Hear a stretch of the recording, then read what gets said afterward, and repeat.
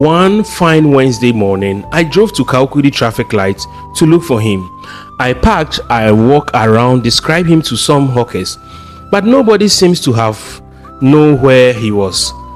One guy selling phone chargers took my number and told me, "Boss, anytime I see him, I'll call you." At that point, I became worried, because once you hear someone is selling in traffic, your mind immediately assumes life is hard for them. Then one Tuesday morning, while driving towards Laboni, I got to the Abilinkwe traffic light and suddenly I saw him. I saw Frimpong standing there with bottles of Sobolo, Tiger Nuts drinks, and then fresh natural Greek yogurts. I blew my horn and waved at him. He walked towards my car and asked, "Boss, what do you want to buy?" Then he stared at me carefully, like he recognized my face but wasn't sure. I mentioned my name. Immediately, his face lit up. "Chale, is that you?"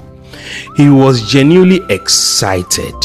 I was also excited, Then he asked me to park nearby. He directed me to a small minivan parked about 300 meters away from the Abilinkwe traffic light. So when I parked, I stepped out and I noticed the van was full of drinks, nicely packaged, professional. I asked him, "So how are things?" And surprisingly, the guy was doing very well. In fact, every time I tried ending the conversation so he could continue selling, he brought up another topic because he was so happy to see me.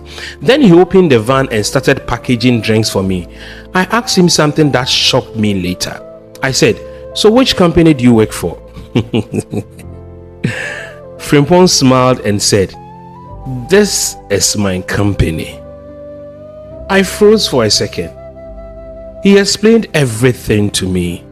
He told me he produces natural fruit drinks himself: Sobolo, Tiger Nut, fresh yogurt, Greek yogurt.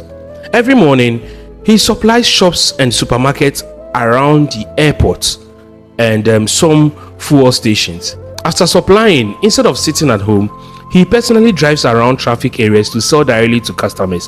Then he told me something that humbled me deeply. He said he had already built his own house, and part of the house had been turned into a small factory. His products were even registered with FDA. At that moment, I became speechless. The same person people were mocking online was quietly building a successful business. And that day, I learned something powerful. Never mock somebody because of where you meet them in life. Some people are not suffering, they are building. Some people are not lost, they are taking a different route to success. And sometimes the people